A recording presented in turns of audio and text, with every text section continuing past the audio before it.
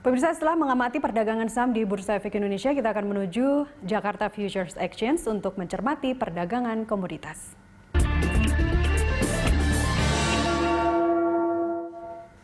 Untuk mengetahui perkembangan di pasar komoditas, kita telah terhubung dengan analis dari PT Equity World Futures, Pak Joko Santoso. Selamat pagi, Pak Joko. Selamat pagi, Mbak. Ya, kalau di komoditas ini tadi pagi saya cek harganya CPO sudah di 2.700. Apa sentimen utama terbesarnya apa sebenarnya, Pak Joko? Ya, memang betul. CPO sekarang sudah tembus di harga 2.700. Untuk sentimen utama kembali dibukanya industri di Cina dan di India, Mbak, sehingga permintaan untuk CPO semakin meningkat. Untuk targetnya sendiri, harga CPO selanjutnya apakah bisa nantinya mendekati 3.000? Kalau melihat dari mulai bergeliatnya lagi sektor industri di Cina dan India, dan juga sekarang kan tenaga kerja untuk CPO terutama di Malaysia juga kemarin saya baca datanya itu kekurangan tenaga kerja, sehingga mungkin industri untuk CPO-nya sendiri nantinya kekurangan untuk supply-nya mungkin akan menyebabkan harga CPO tetap naik. Jadi itu merupakan sentimen positif ketika Malaysia menghadapi kekurangan isu tenaga kerja, begitu? Betul, karena nanti supply-nya untuk CPO turun, berarti menyebabkan nantinya kan permintaan terus naik, sehingga harga pasti akan terangkat juga. Artinya kita bisa bersaing dengan Malaysia. Malaysia juga saat ini sudah termasuk dari negara-negara yang sudah bangkit. Dia sudah keluar dari zona merah, 0,51% ekonominya. Kita mampu bisa mengalahkan Malaysia. Mudah-mudahan kita bisa bersaing dengan mereka. Baik, untuk masih seputar CPO, saran Anda terhadap investor CPO, apakah take profit atau sekarang saat yang baik untuk hold dulu? Kalau saya sebagai investor mungkin saran saya kita akan hold dulu karena ada kemungkinan CPO masih bisa naik lagi di atas 2.700. Jadi batasnya di 2.700? Masih bisa naik lagi, mungkin bisa sampai 2.900 bahkan 3.000, mendekati angka 3.000 per ringgit Malaysia. Baik, kesimpulannya hold dulu untuk investor untuk CPO ya.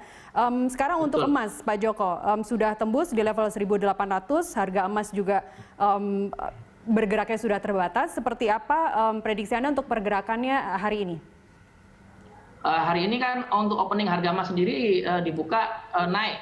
Untuk sekarang harga tertingginya sudah sampai di level 1.870-an.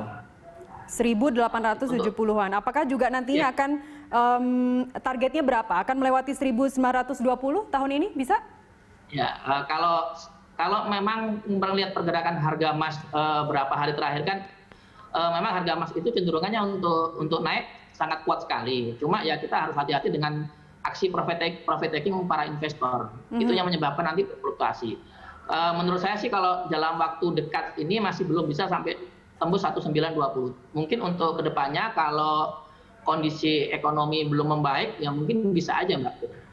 Apalagi misalnya tahun depan kita sudah vaksin sudah disebarluaskan dan pandemi sudah berakhir, itu artinya mereka yang selama ini invest di emas untuk mencari safe haven begitu, itu bisa dipertimbangkan lagi.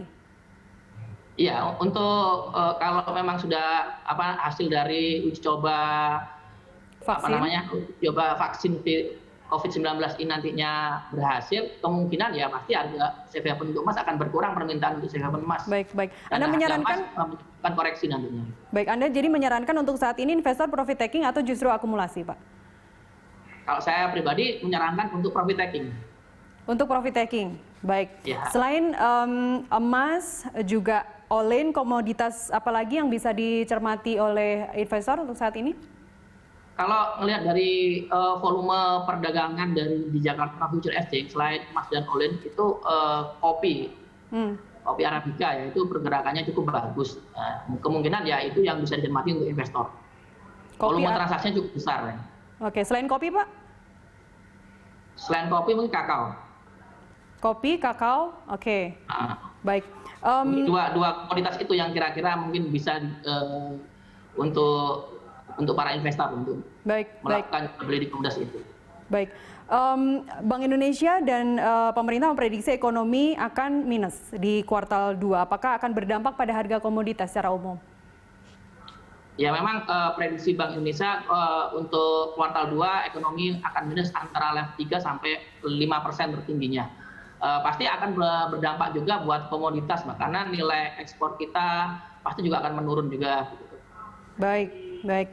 Pak Djoko Santoso, terima kasih telah bersama kami pagi ini, Pak. Oke, terima kasih, Mbak.